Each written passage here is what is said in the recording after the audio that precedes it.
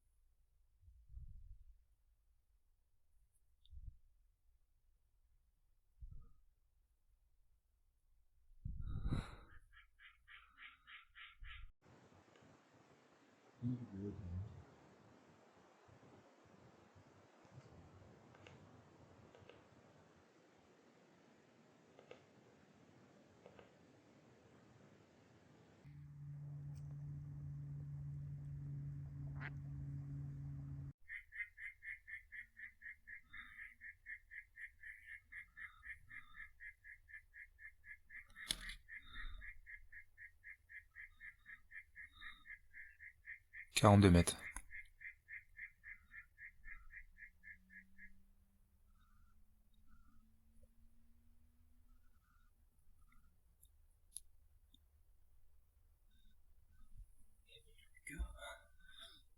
Je te jure.